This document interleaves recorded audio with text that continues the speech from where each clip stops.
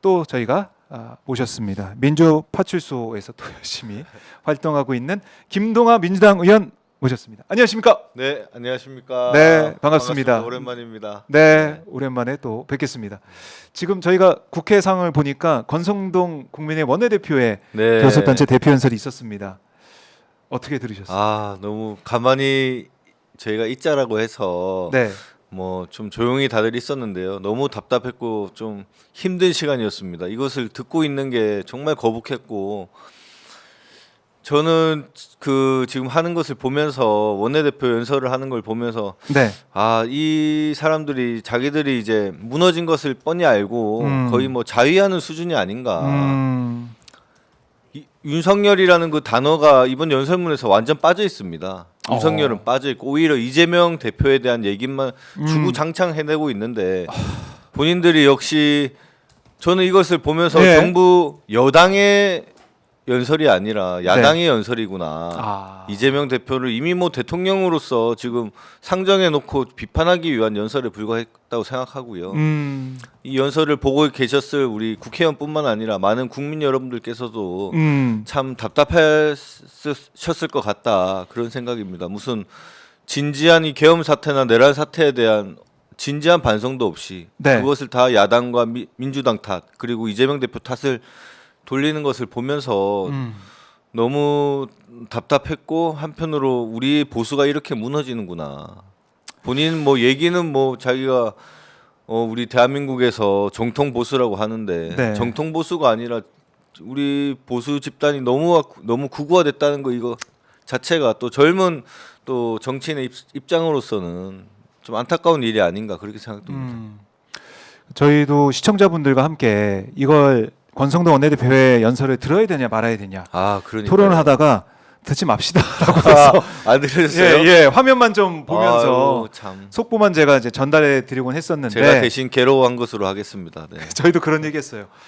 저희 가만히 앉아서 듣고 있는 의원들 정말 극한 직업이다. 네, 아유, 저 또 맨 앞자리에 있다 보니까 그 얼굴을 거의 대면하듯이 이렇게 보고 있는데, 네, 막 소리 지르고 싶으셨죠. 하는 게 여기까지 올라오다가 꾹꾹 눌러 담았습니다. 어제 또 대표님께서 하신 말씀도 있고 해서 네. 그렇게 있었습니다. 그래요.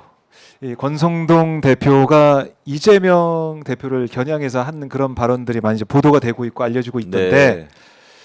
참 이해할 수가 없습니다. 그 보면서 하나하나 짚어보자면은, 사실상 뭐 대통령으로 취급하고 있는 것으로 보고 있고요. 네. 뭐 이재명 대표가 한마디 과거에 했던, 수년 전에 했던, 뭐 7년 전, 8년 전에 했던 그 네, 한마디 끄집어내서 그 지금 이런 소중한, 어떻게 보면 공당으로서의 국민들에게 알리는 시간에 이재명 대표 비판을 그렇게 할애했다는 게 정말 부적절하다고 생각하고요. 국민들에게 지금 이렇게 계엄 사태, 내란 사태 이후에 이렇게 민생이 무너지고 경제가 무너졌는데 같이 힘을 합쳐서 희망을 주고 비전을 제시해도 모자랄 판에 그 3분의 2 이상을 이재명 대표와 우리 민주당을 비판하는데 썼다는 게 정말 부적절했다 생각되고, 거기에 또 호응하는 국민의힘 의원들을 보면서 네, 막 활짝활짝 웃고 있더라고요. 박수 보내고. 네. 김민전 의원은 오늘 또 안 자고 있더라고요. 활짝 웃고 있더라고요. 네, 정말. 활짝 그 웃음꽃을 피운 것을 보면 네, 이 국민들이 얼마나 우라통이 터지겠습니까? 국민들은 지금 민생이 이렇게 무너져서 다들 울상이신데 그 앞에서 이재명 대표 비판하면서 그 화기애애하는 그런 모습을 비춰주는 게 과연 온당한가, 좀 그런 생각이 많이 들었고, 결국은 본인들이 더 이상 할 수 있는 게 없다는 거죠. 비전을 제시할 수 있는 능력도 없고, 뭐 보수로서의 말만 보수의 가치를 얘기하지, 네. 진정한 보수의 가치를 위해서 자기들이 하고 있는 게 뭐가 있습니까? 헌법 질서를 수호하고 법치주의를 바로 세우는 게 또 보수의 또 가치일 수도 있는데, 네, 그런 거에 대해서는 외면하고 오로지 민주당 비판과 뭐 말도 안 되는 뭐 좌파니 뭐니 뭐 그런 말을 하는 것은 결국은 그 극우 집단화된 그 핵심 지지층을 상대로 한 메시지가 아닌가. 이렇게 된다면 사회 통합이 이루어질 수 있겠습니까? 네. 끝마무리에 가면서 무슨 여야가 잘 지혜를 합쳐야 된다 뭐 이런 말을 하는데, 무슨 본인 스스로가 동문서답을 하고 있는 게 아닌가, 네. 그런 생각마저 들었습니다. 참 안 본 사람이 승리자다 이런 댓글도 좀 올라오고 맞습니다. 있는데 의원들은 이제 앉아서 있어야 되니까 그래도 분위기를 보면은 그래도 이제 어제 국민의힘 의원들이 보여준 모습과 비교해 보면은 네. 민주당 의원들이 참 잘했다. 국민의힘 박충건 의원이 예. 계속 옆에서 뭐 딴지 걸고 이상한 소리를 막 하더라고요. 근데 우리 의원들은 좀 그나마 차분하게 그나마. 듣고 너무 듣기 힘들면 조용히 나가자. 뭐 그런 식으로 저희가 얘기를 했기 때문에 네. 저도 뭐 저 역시도 그 참고 있는 게 참 쉽진 않았지만 그래도 우리 당의 기조고 또 한편으로는 그렇게 경청하는 모습이 결국은 국민들이 판단해 주실 거라고 생각합니다. 네. 이것을 단순히 그 국회 본청 안에서의 감정적 해소도 중요하지만 네. 이것을 지켜보는 국민들께서 어떻게 판단해 주실지를 저희도 다 알기 때문에 또 이렇게 오늘은 조용히 좀 듣고 있자라는 기조로 유지했었습니다. 고생하셨습니다. 네. 그리고 지금 저희가 이제 헌재 모습을 보여드리고 있어요. 오늘 7차 변론기일이 네. 진행되고 있습니다. 지금 속보로 전해지고 있는 상황 좀 저희가 정리를 해보자면 윤석열과 이제 마주한 이상민 전 장관이 이런 얘기를 했네요.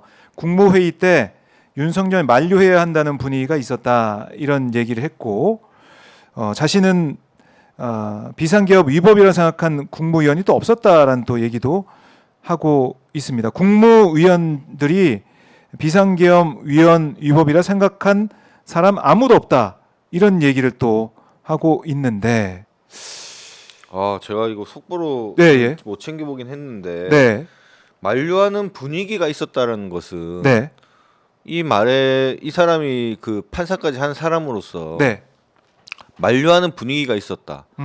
그럼 모든 사람이 만류했다는 게 아니라는 말입니다. 이 말의 뜻은 찬성하는 사람이 그렇네요. 분명히 있었다는 얘기고요. 네, 나는 아니야 근데 뭐 이런 얘기를 하는 것 같고, 그런 거죠. 만류하는 분위기는 당연히 있죠. 찬성하는 분위기도 있을 수 있는 거고요. 네, 이 말인즉슨 모두가 반대한 것은 아니었다라는 것을 내포하고 있다고 저는 보고 예, 위헌 위법을 생각하는 사람이 없었다라는 것은 이건 심각한 얘기죠. 심각한 얘기. 그렇다는 것은 그때 김용현 장관이 했던 것처럼 창성하는 의원들이 국무위원이 있었다라는 말을 방증하는 거라고 저는 봅니다. 이렇게 되면 퍼즐이 맞춰져 가는 부분이 있다라고 생각되고 예. 저희가 이런 부분을 명확하게 밝히기 위해서라도 네. 특검이 저는 당연히 필요하다 생각하고요. 특히나 지금 최상목 부총리가 계속 특검을 거부하고 있지 않습니까? 네, 이 부분을 보면 이것은 뭐 윤석열을 지키기 위한 것도 있겠지만 결국은 지금 밝혀지지 않은 부분이 국무위원들이 어느 정도까지 관여했는지가 수사를 통해서 정확히 밝혀지지가 않았습니다. 그렇죠. 이 부분하고 국무위원들은? 지금 대통령실에서 어떤 역할을 했는지 네, 윤석열 대통령이 카메라에 서서 대본을 읽는데 하다못해 그 대본이라도 누가 써줬는지 어떤 방식으로 써줬는지 네, 거기서 뭐 예산 삭감이나 이런 허위 사실이 대폭 들어가 있지 않습니까? 이런 부분에 대해서도 명징하게 밝혀내야 된다라고 보고요. 이런 것을 밝히기 위해서는 특검 말고는 지금 이미 검찰 수사와 경찰 수사도 일정 부분 진행됐는데 네. 그런 깊숙한 부분까지는 밝혀내지 못했지 않습니까? 그래서 저희가 이 특검은 필히 통과시켜야 될 오히려 그 명분을 지금 이상민 장관의 증언으로서 네. 알 수 있지 않을까 그렇게 생각합니다. 그리고 또 이런 얘기를 했네요. 이상민 전 장관이 윤석열 지금 피청구인이 비상계엄 오래 가지 않을 거라고 말했다.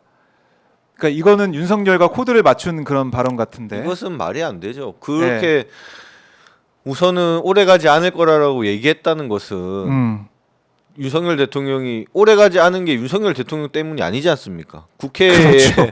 그 경찰의 그 포위망을 뚫고 군인의 포위망을 뚫고 거기에 들어간 우리 국회에서의 결정에 따른 사후적인 얘기인 거고 그것을 지금 끌어와서 대입한다는 것은 윤석열 대통령과 입을 맞춘다는 것밖에 보이지 않고 네. 설사 윤석열이 이런 얘기를 했다 손 치더라도 이런 얘기라면 계엄을 계획하는 단계에서 나왔었을 법한 얘기인데 그러면 본인 스스로 윤석열 대통령과 그 계엄을 계획하는 단계에서 이런 논의를 했다? 뭐 그런 것을 자백하는 걸로밖에 비춰지지 그러니까 참 않는 게 아닌가. 이해가 안 되는 게 이걸 그냥 길게 안 하고 끝낸다.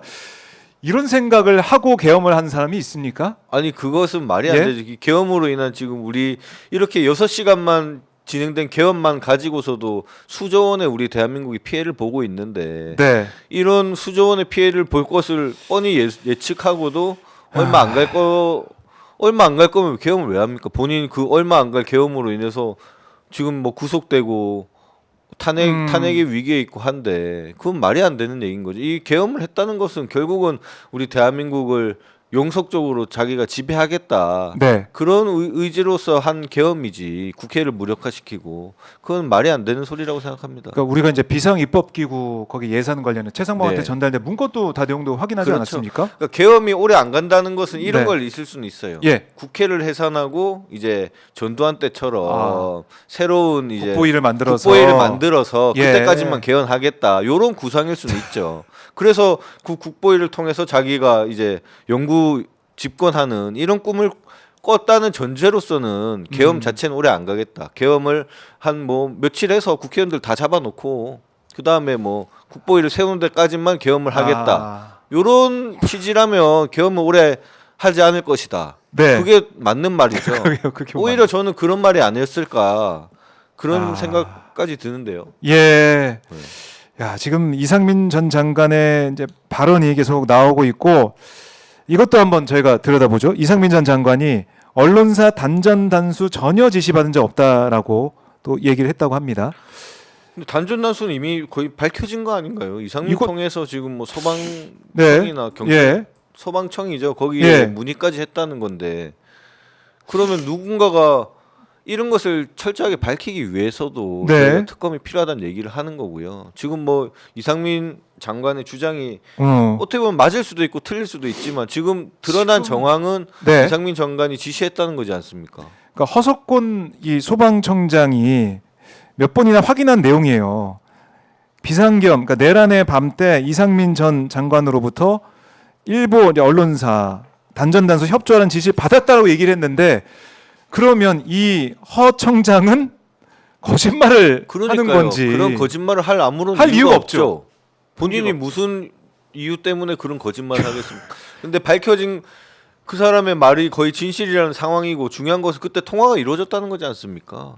그럼 무슨 통화를 했겠습니까? 오히려 신빙성으로 따진다면 아니, 소방청장님의 그러니까요. 네. 단전단수 하라는 얘기를 이 단전단수 그 내용을 일부러 막 지어내서 그것도 이상민 전 장관 통화 때 그 지시 받았다 그 내용을 일부러 할 할 이유가 이유가 하등이 없죠. 없고 만약 이렇게 되면 이상민 전 장관이 가만히 있지 않고 법적인 조치를 취하든 간에 왜 허위사실 얘기하고 네, 있냐 맞습니다. 이렇게 나가야 맞는 거 아닙니까? 저도 이런 정황을 보고 특히나 이상민 장관이 지금 헌재에서 나와서 하는 증언 내용을 보면 네. 초기부터 관여했다라는 거의 확신이 드는 상태라고 봅니다. 좀 희한합니다. 그리고 그 당시에 개업날 바로 지방에서 급박하게 나와서 올라왔다는 거 아닙니까? KTX 맞아요. 타고 무슨 뭐 행사 갔다가 바로 올라왔어요. 네. 올라왔고 또 다음 날 내란 끝난 다음에 진압이 된 다음에 또 만났고 안가 회동도 하고 이런 모습을 보면은 우리 그냥 넘어갈 수가 없는데 지금 입만 열면은 우리 국민들을 화나게 하는 얘기만 계속 하고 있습니다. 그게 다 법꾸라지라고 하는 거죠. 이 사람들이 정말 자신이 좀 억울한 부분이 있고 관여한 부분이 그래 중대하지 않고 뭐 사후적으로 알았다거나 이런 게 한다면 그때 있었던 상황을 소상히 밝히고 네. 모든 것을 다 드러냄으로써 그거를 국민적 평가를 받고 수사를 받아야 되는 건데 예. 그런 게 아니라 순간순간 자기의 유리하다 싶으면 말을 바꿔버리고 실제 사실관도 다르고 그걸 쟁점화 시키는 게 가장 네. 큰 문제라고 보고 이런 분들이 어떻게 국무위원으로서 우리 대한민국을 이끌어왔을까 이게 참 참담하다는 생각입니다. 그러니까 이게 윤석열부터 사실은 내 책임 없어. 내 책임 없고 나는 뭐 그냥 경고용으로 한 건데 왜 이래? 뭐 이런 식으로 나오면서 부하단에 다 떠넘기고 있는 거 아닙니까? 정말 비루하고 비겁한 모습이죠. 사실 뭐 실패했으면 내가 잘못 판단했다. 네. 내가 잘못한 것이다. 이렇게 석고대죄를 해도 못마땅한 판에 끝까지 무슨 우원을 요원이라고 하지 않나. 지금 말장난을 하고 있는데 이게 과연 그런 말장난에 넘어가는 우리 국민들이 있을지 안타깝다는 생각이고 극우 집단만 좀 이렇게 부추기고 있는 상황이 아닌가. 그래서 참 많이 안타깝습니다. 저는 개인적으로. 네. 자, 이상민 장관의 이제 발언이 계속 나오고 있지만 뭐 단전단수 지시 받은 것도 없고 소방청장에게 단전단수 지시도 안 했고 지시 권한도 없다 뭐 이런 얘기를 계속 지금 쏟아내고 있습니다. 아, 그게 오히려 본인을 발목을 잡을 것이라는 생각을 좀 진지하게 하기를 바랍니다. 있는 그대로 지금 이미 많은 사람들이 관여가 됐고 많은 사람들이 네. 증언이 지금 나오고 있는 상황에서 그런 식으로 피해 간다고 이게 피할 수가 없는 상황이기 때문에 근데 이렇게까지 하는 것은 결국에는 뭐 좀 형량을 경감받기 위한, 그러니까 주요 임무 종사자가 아니게 되기 위해서 뭐 이런 겁니까? 아니요. 어떤 전략입니까? 저는 이 전략이 그래 윤석열과 같이 네. 무죄를 받겠다는 전략인 것 같습니다. 무죄? 네. 무죄 받겠다. 그러니까 계엄령이 아니라 계몽령이라는 윤석열을 아하. 뒷받침하기 위한 그런 증언을 하고 있는 게 아닌가. 정말 자기가 형량을 감면받고 네. 이를 낮추기 위해서는 아하. 자기도 정말 이렇게 국민들에게 고통을 줄 몰랐다. 윤석열이 예. 시켜서 어쩔 수 없이 했다. 이 정도가 되면 뭐 형량이 감면하는 요소. 왜냐하면 윤석열이라는 대통령이 시키기 때문에 어쩔 수 없이 한 측면도 있구나. 네. 이게 법률가로서 그것을 정확히 아. 판단 못한 것은 잘못이지만 이런 부분이 형량에서 반영되는 거지. 자기가 범한 범죄 뻔히 나와 있는 증거를 부인하고 잡았대는데 어떻게 형량이 감액되겠습니까? 오히려 더 증가하면 증가를 했지. 자, 오늘 이상민, 신원식 등등이 나와서 증언을 하게 될 텐데 일단 처음으로 오전에는 이상민 전 장관 얘기를 하고 있는데요. 계엄 쪽지도 없었다는 얘기를 하네요. 이른바 이제 문건. 네. 근데 김영현 전 장관은 여러 명한테 줬다는 거 아닙니까? 그렇죠. 다 만들었다고 그러던데. 근데 그때 없었다. 보니까 쪽수가 다 나와 있지 않습니까? 8페이지라고 적혀 있었죠. 예, 맞죠. 최상목. 8페이지가 있다는 것은 그래도 7페이지까지 있다는 거고 또 그 이후에도 있을 수가 있을 수 있다는 있고. 건데. 자, 이상민 전 장관의 이제 발언들 속보는 참 이해할 수 없고 국민들이 납득할 수 없는 그런 발언들만 쏟아내고 있다. 이렇게 정리를 하고 있고요. 속보가 나오면 계속해서 저희가 말씀을 드리도록 하겠습니다. 계엄 때 중요한 예. 게 이제 국방부 장관도 중요하지만 행안부 장관이 그 다음입니다. 그 음. 다음인데 행안부 장관에 대한 아무런 메시지가 없었다. 이것은 명백한 그러네요. 거짓을 진술하고 있는 거라고밖에 볼 수가 없죠. 사실 계엄하면 국방장관, 행안장관인데 맞습니다. 공교롭게도 두 사람이 다 충안고 출신이고. 아, 맞습니다. 저희가 그래서 예. 이 계엄을 준비한다라는 그 판단을 내리게 된 근거도 그들이고요. 아, 그 충분한 근거를 제공했던 사람들이 자기들은 몰랐다? 네. 근데 발뺌하는 것은 말이 안 되는 거죠. 그래요. 국민들이 이제 판단을 하고 있습니다. 판단하고 있고 내란 특검으로 갈 수밖에 없는 그 상황. 이상민 전 장관의 오늘 헌재의 증언 이걸로 더 확실하게 되고 있다.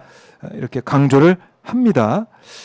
자, 헌재의 상황 속보도 계속해서 말씀을 드리도록 하고 산자위시잖아요. 네. 대왕고래 프로젝트 이 얘기를 할 수밖에 없는데 이게 네. 사실은 지난해 뜨겁게 달궈지다가 맞습니다. 좀 수그러들었는데 이번에 산자부에서 이거 경제성이 없어요 이런 얘기를 하면서 네. 야 이거 대국민 사기극 아니야 이런 얘기가 나왔어요. 의원님은 딱 산자부의 그 설명 그 발표 경제성이 없어서 이거 안 된다 이런 얘기 들었을 때 어떤 판단하셨습니까? 우선적으로는 이미 충분히 예측 가능한 결과가 나온 것이라고 보고요. 네.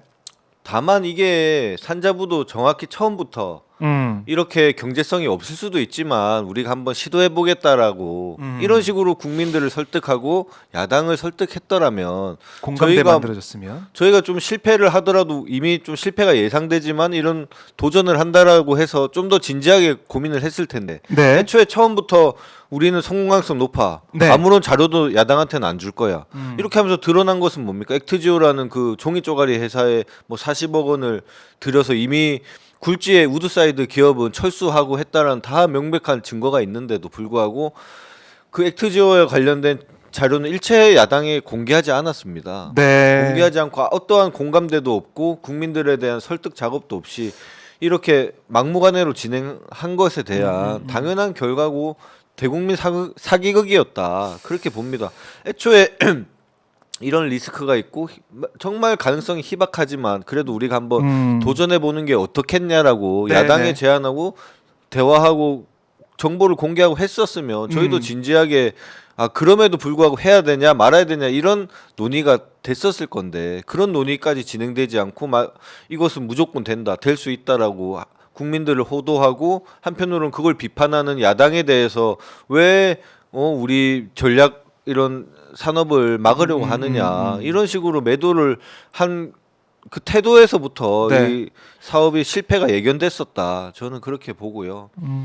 특히 또 윤석열 대통령이 이것을 발표됐을 때 뭐 200조가 되니 삼성전자 시총의 뭐 다섯 배, 5배니 다섯 뭐 배. 그런 말을 했잖아요. 네. 200조가 아니라 1000조인가 그럴 겁니다. 네. 그러니까 그때도 산자부 장관이 그렇게 얘기를 했고 설명을 맞아요. 하면서 이게 이 최대 매장 가능성이 140억 배럴로 배럴이라 하고. 이게 따져보면 근데 이게 삼성전자 시총 5배. 원래 시추 계획이 5번이 있었습니다. 대한고래가. 네. 한 번만 하고 그만했다는 것은 나머지 4번을 아. 다 해도 가능성이 없다라는 판단이 한 번만에 나온 거고요. 예. 이미 지금 정부 예산 우리 민주당의 주도로 좀 삭감이 됐지만 이게 석유공사 예산으로 이미 1000억이 지금 집행이 됐습니다. 맞아요. 그래서 나라 돈이 이미 1000억이 사용된 거나 다름이 없고요. 다만 그게 정부 예산에 반영이 안 됐을 뿐이지 이 네. 1000억이 있었더라면 우리나라 민생을 살리고 AI나 이런 산업에 투자하는데 얼마나 요긴하게 쓸 수 있었습니까? 저희 1000억. 참 그런 돈을 좀 이렇게 허공에 버린 게 안타깝다는 생각이고 또 그것을 계속 추진하려는 또 지금 또 시도가 한다는 한다는 게 또 예. 좀 과연 우리 지금 시점에서 그 시추가 중요한 일인가 이렇게 가능성이 희박한 상황에서 네. 특히나 지금 재생에너지로 전환이 되고 화석연료에 대한 사용을 감축하자는 게 국제적 목표인데 그러려면 그 돈을 가지고 오히려 재생에너지 이 효율성을 향상시키는데 개발을 하고 이런 데 투자를 하는 게 더 필요한 상황이지 않을까 저희는 그렇게 보고 있습니다. 미래를 위한 준비를 오히려 더 해야 된다. 그러니까 이 삼성전자 시총 이 5배. 그러니까 그 당시 발표될 지난해 보니까 2,000조 네, 정도 2,000조 된다는 정도 거더라고요. 그 당시 보면은. 근데 1,000억을 써서 이재명 대표도 얘기했지만은 이거 그래픽 이 카드 우리가 이 AI 시대 준비하기 위해서 준비할 때 만약 그 돈이 쓰였다면 1,000억이 쓰였다면 맞아요. 얼마나 좋았겠냐 네. 이런 얘기하는 걸 보면서 우리 국민들이 너무 가슴 아파하고 있습니다. 이 상황들. 근데 국민의힘은 저는 국민의힘이 그럴 줄 알았어요. 뭐 이거 정말 사과드린다라고 하면서 다른 또 논의를 통해서 여야가 또 국민들 공감대를 좀 만들 수 있는 그런 차원의 어떤 개발이나 아니면 개발이 아니더라도 새로운 미래 먹거리에 대해서 논의하자 하고 얘기할 것 같았는데 시추를 더 해보자. 나올 때까지 파보자. 비 내릴 때까지 기후제 지내보자. 뭐 이런 거 네. 같았더라고요. 그게 이 발표 전날인가요? 전전날인가요? 국힘에서 네. 민주당을 비판하면서 뭐 대한고래 이제 성공 가능성이 크다라는 대단한 큰 웹자보를 발표했는데 그 다음에 바로 이제 성공 가능성이 없다라고 발표했다는 거지 않습니까? 예. 참 이런 것을 보면 정부나 여당이나 지금 국정을 완전 팽개치고 있는 게 아닌가 그런 생각이 들고요. 네. 저는 근데 시추는 할 수 있다라고 봐요. 근데 지금 과연 시점인가? 우리가 이 산업 전환기에 이 한정된 돈을 가지고서 미래 먹거리에 투자해야 될 시점에 이 소중한 돈을 가지고서 네. 지금 확률도 정말 희박한 이 시추를 마구잡이로 하는 게 맞을까? 이런 시추를 한다고 하더라도 그 우드사이드나 같은 이제 세계적인 기업에 제대로 평가를 받고 제대로 된 조사를 한 다음에 네. 하는 게 합당한 수준이 아닌가 그렇게 생각합니다. 그 액트지오가 또 등장하게 될지는 모르겠습니다만 그때 우리가 봤잖아요. 텍사스 가정집에 네. 본사 주소가 있는 모습을 볼 수가 있었는데 그게 석유공사 어떤 직원하고 저희가 뭐 그 커넥션이 당시에 있는 거 여러 가지 의혹이 있었죠. 의혹이 가는 점도 많고요. 이게 이게 석유공사라는 조직이 제가 이거 대왕고래 사건을 보면서 좀 보니까 네. 이 사람들이 조직 논리로 인해서 계속 뭔가를 시도하려고 하는 측면이 있습니다. 그 조직 자체가 이 시추와 탐사 개발을 본인들의 네. 이제 망상이란 망상일 수도 있고 어떻게 보면 본인들의 꿈일 수도 있고요. 근데 그것을 정부나 산업부나 대통령실에서 어느 정도는 통제를 하고 네. 합리적인 근거를 확인을 하고 이런 식으로 진행되는 게 맞는데 그런 것도 없이 윤석열 대통령 그 보고 자료를 홀랑 믿고 그냥 자기가 발표를 해버리지 않았습니까? 1호 국정브리핑으로 발표를 했죠. 그래서 그거 가지고 다 놀랐다는 거 아닙니까? 석유공사에서도 놀랐고 아니 갑자기 사실은 공사에서도 뜬금없이- 그런 얘기를 합니다. 좀 예. 조용히 본인들이 이렇게 진행했으면 음. 국민들의 좀 공감대도 받으면서 실패를 하더라도 사실은 저는 뭐 실패가 있을 수도 있다라고 봐요. 네. 무조건 우리가 실패를 한 게 죄악시되고 잘못이라고 비판할 수는 없지만 그것을 마치 대대적으로 정말 희박한 그 상황임에도 불구하고 네. 지금 뭐 2,000존이 뭐 140억 배럴이니 이런 식으로 허위로서 국민들을 속였다는 것이 참 분노할 지점이고 그런 과정에서 야당과 어떠한 소통도 없고 정보 제공도 없었고 그래놓고 무슨 야당을 비판하고 야당이 국정을 발목 잡는다고 합니까? 이번에 그 산자위 현안지를 통해서 이 사안을 좀 다룰 거라고 제가 봤는데 네. 제대로 자료나 이런 것들은 제출이 되고 있습니까? 아니요. 아직도- 아직도 일절 자료 제출이 없고요. 근데 산자위에 지금 문제가 알박기 인사가 좀 진행되는 부분이 저희가 파악하고 있어서 그래요? 어떤 거죠? 지금 에너지 문화재단 같은 경우에 아무런 지금 대표 임기가 종료가 됐는데 네. 아무런 경력과 뭐 그쪽 전문성이 없는 분임에도 불구하고 국민의힘 당적이 있었다는 이유로 아마 지역위원장인가 하셨을 걸로 저희가 보고 있어요. 네. 그런 분을 지금 선임하는 과정에도 있고 지금 산자부 산하기관에서 지금 알박기 인사가 진행되는 부분이 있는 것 같아서 저희가 네. 강력하게 지금 문제 제기를 하려고 준비하고 있습니다. 아, 알겠습니다. 산자위 역할을 제가 기대를 해보고 이상민 전 장관의 발언도 속보로 들어온 게 있는데 네. 이건 또 짚고 가야 될 것 같아요. 대통령실에서 단전 단수 등 쪽지 몇 개 봤다. 뭐 또 말을 바꿔요.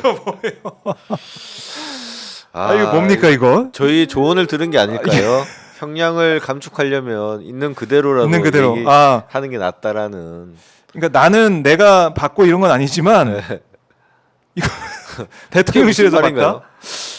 대통령실이 대통령실에서 봤다는 겁니까? 네, 자기가 대통령실에서 봤다. 아. 봤다. 받는 받는 건 아니고 아니지만 봤다. 예. 그 말장난도 쪽지 아니고 몇 개 지금 봤다 이렇게 했는데 이거 대통령실에서 단전 단수 등 쪽지 몇 개 봤다. 이 말을 이렇게 전해야 되는 이 상황이 참 그렇긴 한데요. 이따가 뭐 영상으로 올라오겠지만 네. 이상민 전 장관은 모르겠습니다. 계속 한결같이 나의 책임은 없고 나는 무죄다 이런 주장하기 위한 그런 빌드업을 계속 하고 있다라고 볼 수가 있겠네요. 결론적으로는 저렇게 가다 보면 네, 그 책임을 또 윤석열 대통령에게 떠넘기면서 서로 간에 아귀다툼하는 그런 지점이 올 거라고 봅니다. 그러니까 내가 살려면은 얘는 죽어야 되고 그렇죠. 뭐 이런 상황이 오다 네. 보니까 결국에는 달라질 수 있다. 근데 모든 것을 실토하고 네, 그대로 이제 본인의 잘못을 뉘우치는 게 그나마 본인의 형량을 줄이는 그런 길이 아닐까 싶습니다. 그리고 이거는 뭐 헌재 증언이니까 형사 재판은 또 다른 거 아니겠습니까? 중요한 그래도 건? 예? 헌재 증언 그 자체가 또 증거로 될 수 있기 아하. 때문에 그래요. 본인이 했던 말과 또 다른 주장을 법원에서 한다면 네. 형사 재판에서 한다면 그 본인의 주장의 신빙성이 급격하게 떨어지게 되겠죠. 결국은 본인의 말의 신빙성을 본인이 갉아먹는 거기 때문에 네. 오히려 유죄 판결의 그 확률은 더 올라간다라고 볼 수 있습니다. 그래요. 자, 헌재 지금 경찰 경력도 계속 열을 맞춰서 이동을 하고 있고 아마 이제 삼엄한 경계 경비가 네. 이루어지고 있을 겁니다. 최근에 있었던 이 헌재 폭동 모의. 아니 근데 경찰관님들이 좀 무장을 하고 있어야 되지 않을까 싶은데 너무 네. 좀 아마 이제 네. 헌재 경내라서 조금 밖에 계신 분도 지금 그렇네요. 네, 경찰 전투복을 차벽으로 입지 막아놔서 않고, 좀 네. 그런지 모르겠지만은 근데 서부지법도 저렇게 차벽을 막고 했는데 그 차벽 사이를 뚫고 다 들어왔다는 거 아니에요? 의원님 보시기에는 조금 걱정이 되시는군요. 헌재 걱정이 상황. 되죠. 이게 예. 단순히 그냥 폭동을 대비하는 것도 음. 있지만 경찰관님들이 얼마나 서부지법 사태 때 많이 다치셨어요. 맞아요. 다친 분들 많더라고요. 근데 경찰관님들이 좀 더 좀 무장을 하고 계셔야지 본인들도 안전하고 그것을 단순히 뭐 그 집회하는 분들을 위협하는 용도가 아니라 본인들을 지키기 위한 네, 또 지키기 위한 측면이 있죠. 지금 경찰관님들이 얼마나 현장에서 힘들어하시고 그렇죠. 트라우마도 많이 겪으시고 하는데 네. 예. 지금 행안부나 경찰청에서 제대로 지금 대우를 하고 있나 이런 부분도 좀 따져봐야 될 것 같습니다. 네, 제대로 대응을 해야 되고 경찰 입장에서도 지금 헌재 폭동 모의, 그러니까 DC 인사이드 있는 네. 뭐 미정갤, 미국 정치 갤러리 이런 데서 맞습니다. 헌재의 뭐 평면도까지 올라오고 또 가봤더니 담이 났더라. 진짜 헌재가 담이 났거든요. 직접 네, 가보면은 맞습니다. 뭐 그런 것들, 카페나 식당 간다고 해서 올라가라 뭐 이런 얘기까지 막 올라오면서 댓글로 막 호응하면서 모의가 있다. 경찰이 네. 수사 중이고 한 사람은 또 잡았다라는 얘기가 나오고 있는데 서부지법 폭동으로도 단죄되는 모습을 보고도 이게 안 바뀌고 있습니다. 이거 심각합니다. 의원님. 저도 심각하다고 보고 있고요. 저희 예. 민주파출소에서도 그 관련된 자료 수집하고 있고요. 그래요. 정말 만약에 헌재마저도 폭동이 일어난다면 네. 우리 대한민국은 정말 씻을 수 없는 오역의 역사를 남기는 것이라고 생각됩니다. 이미 서부지법 폭동으로 그런 일이 발생했는데 그래서 경찰이나 수사 당국에서 커뮤니티도 좀 집중적으로 네. 좀 파악해서 그런 사태가 발생하지 않도록 미연에 예방할 필요가 있다라고 보고 우리 정치권에서도 우리 민주당뿐만 아니라 네. 국민의힘에서도 그런 것은 막아야 된다라는 좀 동의를 해야지만이 이런 폭도들을 막을 수가 있는데 오히려 부추기고 있지 않습니까? 윤석열 대통령 뭐 접견 가서 뭐 어쩌고 젊은이들이 뭐 맞습니다. 나라를 위해서 뭐 뭉치고 감사 편지를 네. 뭐 대독하니 많이 뭐 어쩌고 저쩌고 하는데 그런 태도가 정말 부적절하다 보고 우리 국민의힘도 대한민국을 위해서 좀 나서 네. 주시기를 간곡하게 저는 바라는데 참 그게 안 되네요. 서부지법 폭동 사태를 보고도 전혀 달라지지 않는 달라지지 않죠. 그런 첫 모습. 메시지가 경찰의 뭐 과도한 진압 때문이었다라는 게 권성동 의원의 첫 메시지지 않았습니까? 그럼 말이 되는 소리입니까? 그렇네요. 그래서 헌재도 지금 위험하다. 그리고 또 경찰 서울경찰청장 직무대리 인사를 보더라도 맞습니다. 수사받을 사람이 왜 그 자리에 가 있어? 왜 거기서 나와? 뭐 이런 얘기가 나올 정도니까 걱정이 되고 민주파출소에 계속 제보되는 내용들을 보고 네. 계실 텐데 얼마나 심각합니까? 정말 심각하죠. 허위 사실이나 뭐 말도 안 되는 소리도 많이 올라오고 이런 폭동 관련된 내용도 많이 올라오고 있고요. 네. 저희가 그런 부분을 잘 수집해서 지금 언론에 저희가 발표하고 있는 것도 있지만 발표 없이 그냥 경찰에 수사 의뢰하는 형식으로 저희가 자료를 좀 많이 제공도 하고 있고요. 네. 경찰에서도 지금 심각성을 느꼈습니다. 그 전만 해도 저희만 이제 심각하다 경찰에서 나서달라고 했지만 네. 한쪽도 안 하고 있다가 지금 서부지법 폭동 사태로 인해서 경찰이나 수사 당국도 이 심각성을 느꼈기 때문에 네. 거기서도 지금 뭐 들여다보고 있고 음. 또 저희가 가짜뉴스를 조금 진압하고 나면 또 뭐 새로운 정말 황당무계한 내용이 또 튀어나오고 하고 있어서 저희가 하여튼 뭐 끝까지 모니터링해서 지금 그렇게 생각합니다. 국힘이나 저 지금 우파 집단은 더 이상 본인들이 빛을 낼 수가 없는 상황이에요. 무슨 그렇죠. 뭐 우리 대한민국의 미래 비전을 제시하거나 뭐를 새로운 정책을 만들 수 있는 그 기능 자체가 무너진 상태이기 때문에 저들이 할 수 있는 것은 가짜 뉴스와 뭐 선전 선동밖에 없기 때문에 그런 부분을 이제 민주파출소가 잘 잡아내서 최대한 우리 사회에 해악을 끼치는 일이 없도록 그렇게 만들어 나가도록 하겠습니다. 네, 그러니까 민주파출소가 뭐 매일 브리핑도 하면서 네, 매일 하고 국민들께 있습니다. 지금 알리고 있는데 전혀 이제 가짜 뉴스나 선동 이런 게 사라질 기미가 안 보이고 있고 지금 뭐 광화문판이 여의도판이 이렇게 나눠져가지고 네. 오히려 이 극우 세력이 모르겠어요. 둘은 뭐 싸운다고 하는데 오히려 더 퍼져가지고 네, 전국을 돌면서 뭐 대구 갔다 왔고 광주로 간다 그러고 난리가 났거든요. 그러게 근데 저는 뭐 극우 세력이 있을 수는 있다 봐요. 정말 소수의 극우 세력이 있을 수 있는데 결국은 국힘이 거기에 동조하기 때문에 저들이 저를 설치고 있는 게 아닌가 아, 싶고 우리 국민들이 아무리 저기서 가짜 뉴스를 뭐 퍼뜨리고 네. 저렇게 극우 집회를 하더라도 우리 국민들께서 현명한 판단을 하고 계실 거라고 생각합니다. 정말 지역을 돌아다니면 네, 저런 극우 같은 사람들은 숨어 있거든요. 음, 뭐 사회 활동을 하지 않습니다. 사회 잘 활동을 난다. 할 수 있는 사람들이 과연 저기에 있을까 싶기도 하고 전환길 그 강사 같은 경우에는 뭐 집에서 쫓겨날 상황이라고 하지 않습니까? 아내가 밥도 안 차려준다고 막 그런 말까지 하던데요. 예, 그게 무슨 정치적 영역이나 네. 아니면 무슨 뭐 무슨 판단의 영역이 아니라 음. 어떻게 보면 좀 종교의 영역화가 되어버리지 않았나. 네. 그래서 그들을 상대로는 뭐 설득이나 이런 문제가 아니라 이런 해악을 우리가 어떻게 하면 막을 수 있을까 이런 부분을 좀 사회 전체가 진지하게 고민할 때가 아닌가 싶습니다. 이상민 전 장관이 단전단수 쪽지는 대통령실 원탁 위에서 봤다. 대통령실 원탁 위에서 단전단수 쪽지를 봤는데 그러면 이 소방청장은 누구한테 진짜 그럼 연락을 받았다는 거?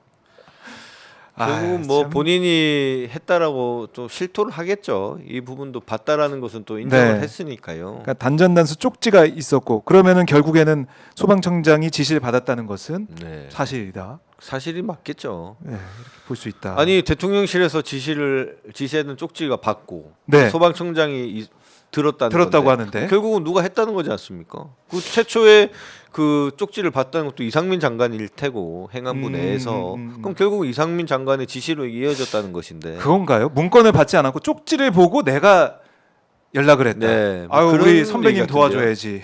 이러면서 연락. 그런 내용 같습니다. 근데 받다는 게 사실은 쪽지를 받았다는 거랑 뭐 진배 없는 얘기인데 당연한 얘기 아닙니까? 대통령의 명령이 예. 기재된 문건인데 그러면 그거랑 비슷하네요. 최상목 대행이 안 보고 문건 주머니에 봤는데 안 넣었다. 봤는데 접힌 걸 받아가지고 안 보고 가지고 있다가 네. 그 비아폰도 있었다고요? 있었네요. 이렇게 넘어가듯이. 그런 거죠. 나는 직접적으로 뭐 안 했다라는 그런 차원에. 네. 근데 본인이 소방청장이 그렇게 얘기를 하고 하니까 네. 그래도 좀 뭐 끼워 맞추기 위해서 뭐 문건을 봤다라고 그렇게 진술하고 있는 게 아닌가 싶습니다. 그야말로 진짜 법꾸라지.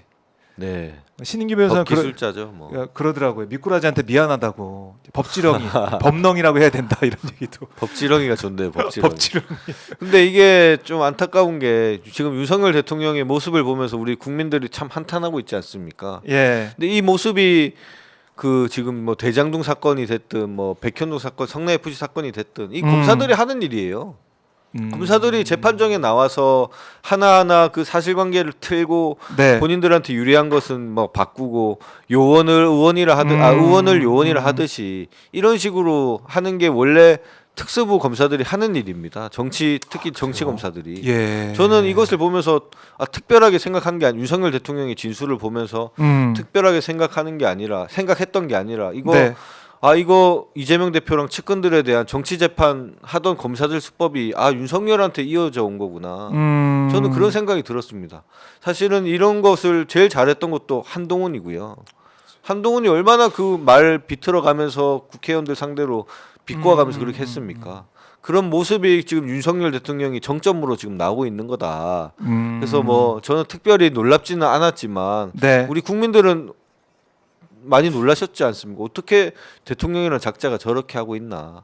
근데 이게 지금 법원 재판 내에서 이루어지고 있는 모습을 지금 윤석열 대통령이 보여주고 있는 거다. 그렇게 네.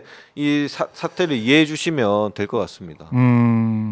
그렇군요. 이게 법정에서 검사들이 했던 그런 똑같습니다. 양태가 유동규 네. 말을 받고 비틀어 가고 유동규의 처음 진술과 달라진 것을 자기들이 막 꾸며내서 유동규가 그렇군요. 본인들이 압박해서 유동규가 그렇게 말을 바꿨는데 네. 그 뻔히 아는데도 본인들은 유동규가 큰 결심을 해서 그런 식으로 한 것이다라고 내용을 비틀어 버리고 유동규가 다른 죄를 그 숨겨주는 대가로 그 본인의 죄를 다 이재명 대표나 정진상 실장이 이렇게 김영 부원장이 이렇게 떠넘겨 왔는데 네. 그것을 마치 유동규가 정의의 사도가 돼서 이렇게 진실을 고하게 됐다라고 이런 뻔뻔한 거짓말을 하고 있습니다. 현장에서 보면 그런 것을 보면 거의 뭐 윤석열 대통령이 하는 짓이나 그들이 네. 하는 짓이나 똑같다라는 생각이 듭니다.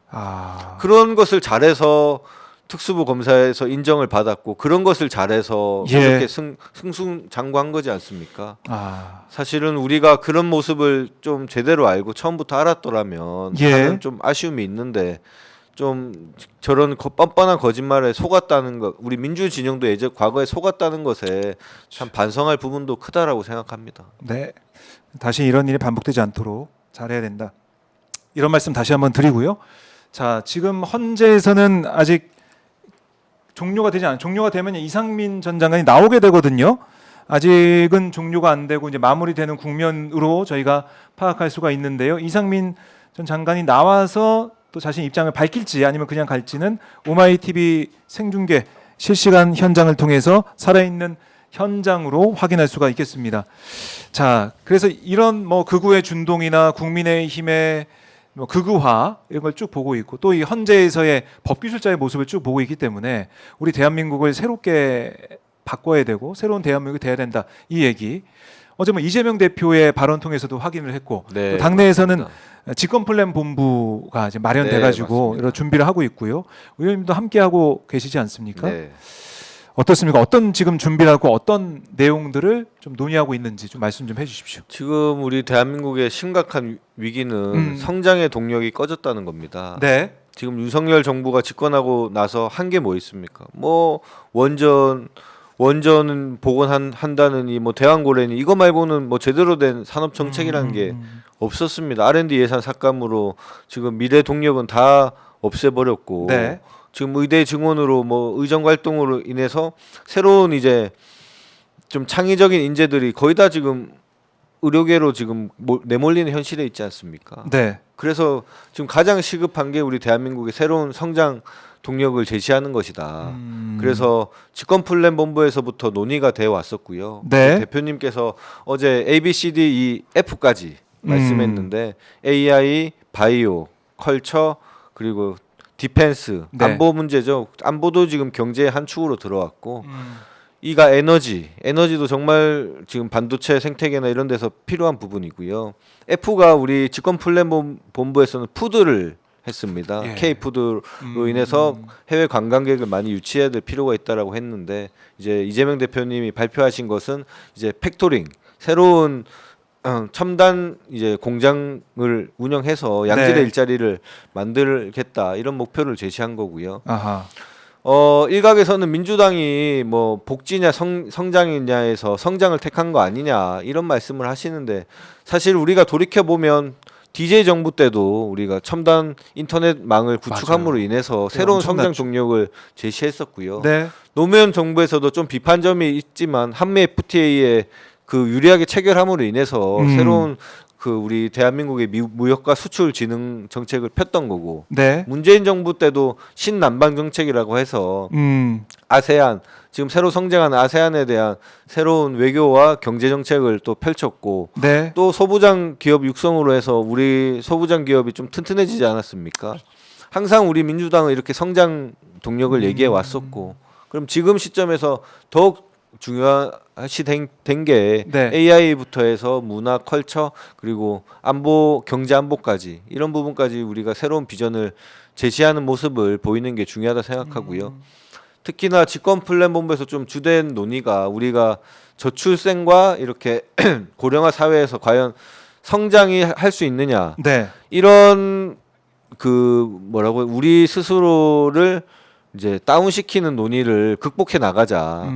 독일 같은 경우에는 인더스트리 4.0으로 인해서 새로운 이제 저출산 고령화 사회에서도 성장할 수 있다는 가능성을 보였거든요. 네. 우리 대한민국에서도 오히려 이런 저출생 고령화 사회에서 오히려 기술 집약적인 산업으로 저희가 발전해 나간다면 충분히 성장할 수 있고 그 성장 동력을 통해서 오히려 출생을 더 그 저출산 고령화 사회를 극복할 수도 있고 네. 지방 이렇게 분권도 더 실행할 수 있다. 좀 그런 비전을 제시하고자 하고 있습니다.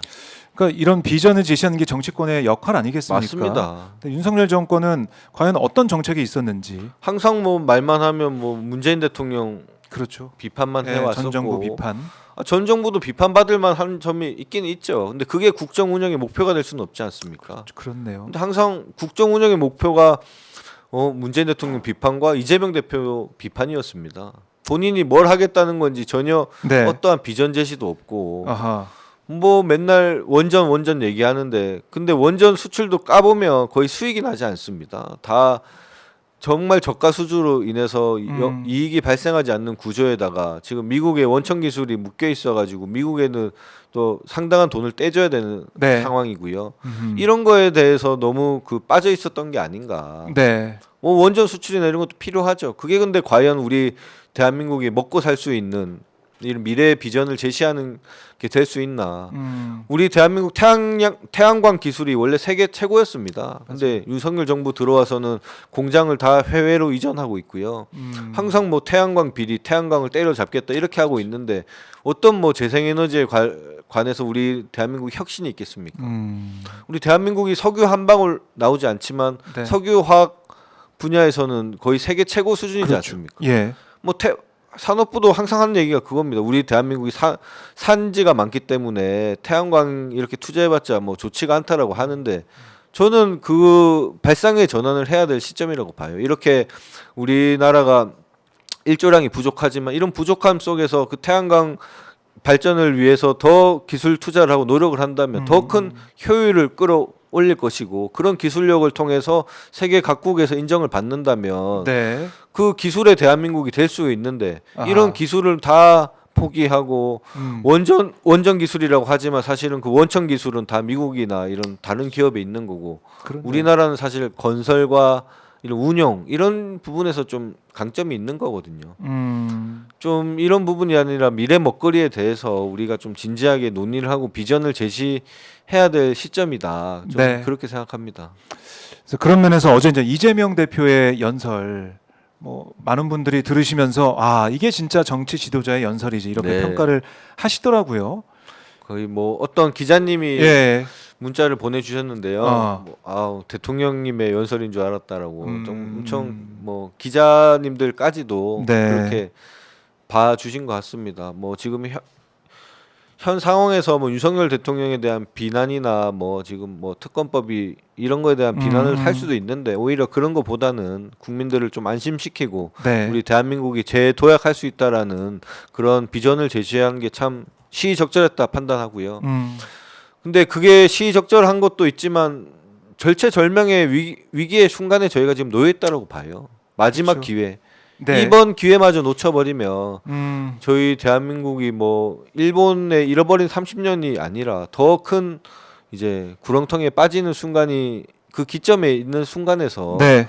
우리가 빨리 좀 제대로 정비해서 미래의 비전을 지금 제시하고 그 비전에 따라서 빨리 착수해 나가야 되는데 지금 헌재에서 참 그런 이상한 네, 쪽지를 받니 그러니까요. 마니 그런 얘기는 하고 있으니 그 얘기를 우리가 답답합니다. 듣고 있어야 되느냐. 왜 미래로 못 가게 이렇게 사실 시간이 없거든요. 이걸 막고 네. 있느냐 이런 비판이 있고 또 아마 이제 조기 대선이 시작이 되면 그렇겠죠. 2달 남은 네. 상황에 여러 가지 또 다이내믹한 상황이 벌어지겠지만 민주당 이제 안팎에 여러 가지 또 목소리가 나오고 있는 상황 아니겠습니까? 네. 뭐 다른 당에서 민주당에 있었던 사람들도 뭐라고 얘기를 하고 있는데 이낙연 전 총리도 좀 다른 당 사람이긴 합니다. 새미래 민주당 네. 상임 고문 새미래 민주당에 있는데 어제 이런 얘기를 하더라고요. 윤석열 이재명 동반 청산이 시대 정신이다. 광주에서는 민주당 후보 바꿔야 한다고 요구하고 있다. 이런 주장을 이낙연 전 총리 전 대표가 쏟아냈습니다. 쏟아냈는데 어떻게 들으셨습니까? 이거 뭐 평가의 가치나 뭐 이런 것도 없다라고 보십니까? 저도 네. 아무런 의미 없는 그냥 소리 같고요. 무슨 뭐 저들과 뭐 통합을 해야 되느니 뭐 화합을 해야 된다느니 뭐 네. 그런 생각이 있을 수는 있지만 저는 이미 흘러간 우리 정치사에서 흘러간 분께서 네. 그냥 아직 권력 욕이 있구나 이 정도로 그냥 생각하고 네. 그냥 내뱉은 소리구나 정도로 생각했었고 한 가지 저는 조금 안타까웠던 게 김경수 지사님의 발언이 네. 좀 개인적으로 안타깝더라고요. 본인이 좀 시대 정신을 알고 우리 민주당의 당원들의 마음을 알았더라면 과연 저런 말씀을 하셨을까? 본인의 그릇이 오히려 더 크게 가져감으로 인해서 우리 민주당과 이재명 대표와 함께 네. 더 큰 시너지를 낼 수 있은 좋은 자원인데 첫 메시지가 좀 뭐 사과부터 해라라는 메시지가 참 개인적으로는 조금 안타깝다는 생각을 했었습니다. 네. 오히려 더 좀 본인 주변에 아마 그런 사람들이 많겠죠. 뭐 억울한 사람도 있고 하겠지만 그렇더라도 본인이 그들의 리더로서 더 큰 비전을 본다면 네. 오히려 우리 지금 이재명 대표님과 우리 민주당 지지자들을 같이 끌어안는 그런 모습을 보이는 게 본인으로서도 오히려 정치 생명으로도 더 좀 뭐 좋은 판단이었을 텐데 네. 첫 메시지부터 그런 메시지 실책을 한 게 개인적으로는 좀 안타깝다는 생각마저 들었습니다. 그래서 지금 이 시점 우리가 이제 헌재를 생중계하면서 많은 분들과 함께 지켜보고 있는 것은 바로 내란이 종식이 안 됐다. 네. 내란 사태는 진행 중이다. 여기에 힘을 모아야 된다. 이런 말씀을 그렇죠. 하기 네. 때문에 보고 있는 거 아닙니까? 근데 사과 얘기가 먼저 나오다 보니까 많은 분들이 실망하시고 본인 여러 스스로도 말씀하실 것 좀 같아요. 그런 부분이 부적절했다라는 판단을 요즘은 하고 계신 것 같아요. 음. 좀 나오는 메시지나 보면 좀 많이 네. 누그러뜨리고 있긴 하던데 저는 음. 뭐 이런 메시지를 통해서 뭐 김명수 지사가 무슨 완전 대척점에 있고 그런 것으로 보일 수는 없고 한번 실수했다라고 저는 이해하려고 노력하고 있고요. 네. 오히려 김경수 지사나 이런 분들이 조금 더 전향적으로 지금 시대 흐름을 잘 읽어주셨으면 하는 그런 바람마저 있습니다. 네.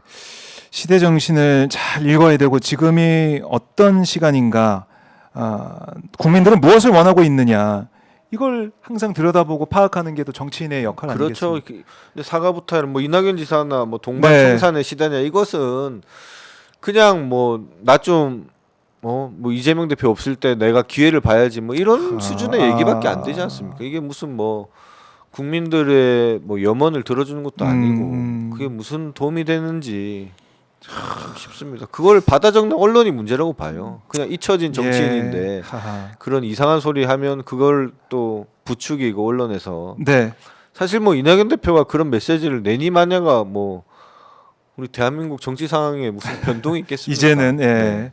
아무런 좀 그래도 대한민국에서 총리까지 하셨고 그 나라의 녹을 먹었던 분께서 네. 매우 부적절하고 좀 더 아하. 국민들께 희망을 줄 수 있는 메시지를 내는 게 바람직하지 않을까 네. 그런 생각입니다. 자, 이재명 대표가 오늘 뉴스공장에 나와서 이렇게 얘기를 했네요. 조기 대선에 출마할 거냐 이런 질문에 지금 그런 얘기를 하면 불필요한 논란에 빠졌다. 지금은 내란 극복이 우선이다. 네, 이게 아마 지금 상황에선 정답이 아닌가 네, 싶어요. 맞습니다. 국민들이 내란 극복을 빨리 하길 바라고 있고 헌재 심판 결과가 언제 나오냐 이것도 집중하고 있기 때문에 여기에 대해서 우리 국민들이 또 함께 또 민주당도 마찬가지고 맞습니다. 야권이 또 함께 네. 나아가고 있다 이렇게 볼 수가 있겠습니다. 저희가 예. 뭐 조기 대선이라는 게 사실은 뭐 현실 속에서 뭐 예측은 가능하지만 우리가 먼저 민주당이 그것을 목표에 두고 있다는 식으로 할 수는 없는 거고요. 네. 다만 국민들이 그 이제 걱정하시는 부분이 이렇게 무너진 경제와 민생에 관해서 우리가 어떤 대안을 제시할 수 있을까 이런 부분은 꾸준히 저희가 토론하고 노력하고 또 이제 상황을 파악하고 하는 부분은 꾸준히 아마 이어져 갈 겁니다. 꾸준히 이어져 가고 있다. 알겠습니다. 자, 지금 뭐 당내 상황까지 저희가 이제 짚어봤지만은 국민의힘은 뭐 그런 것 같아요. 아, 우리가 지지율이 좀 나오네. 아, 이거 광장에 광화문에 여의도에 사람들이 많이 나오는 모습 이거 보니까 탄핵에 반대하는 사람이 이렇게 많았나? 라는 정말 판단하는 건지 그렇게 좀 믿고 싶은 건지 아니면 그렇게 가장하는 건지 모르겠지만은 이 민심과 괴리되지 않고 같이 가고 있다는 생각을 국민의힘 내부에서 일부는 하는 것 같아요. 근데 우리가 진짜 민심은 그때 서울역에서 국민의힘 의원들이 이제 새 인사로 왔을 때 시민들이 보인 반응 있지 않습니까? 그게 바로 진짜 민심이다라고 생각되고요. 네. 지금 뭐 구구 집회니 아니면 뭐 여론조사니 이것은 우물한 개구리라고 봅니다. 지금 뭐 네. 어떻게 보면 여론조사라는 게 시대적 소명을 다하지 않았나 이런 생각마저 들고요. 네. 이걸 뭐 몇 명이 결집해서 우리가 전화를 받자라고 하면 그 지지율이 올라가고 뭐 김민수 지사가 지금 정부 여당의 대선 후보 1위지 않습니까? 네, 네. 그런 것을 보면 이제 국민들과 민심과 동떨어져 있는 그런 지표들이 나오고 있다라고 보고 예. 그런 것을 믿는 국민의힘이 한심한 거죠.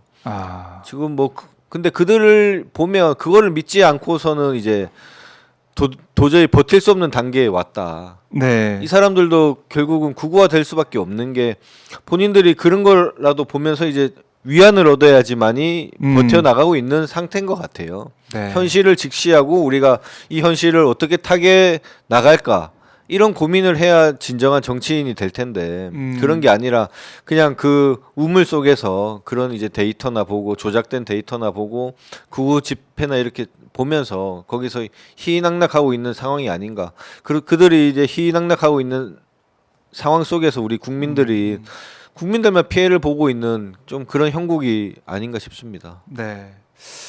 알겠습니다. 그래서 저희가 지금 정말 깨어 있고 계속 뭐가 진실이고 뭐가 거짓인지 항상 생각을 하면서 봐야 될 것 같고요. 아마 조기 대선 과정에 가면은 제가 볼 때는 정말 다이내믹해질 것 같거든요. 네, 저들이 할 수 있는 것은 네. 가짜 뉴스와 극우 집단의 선동밖에 없기 때문에.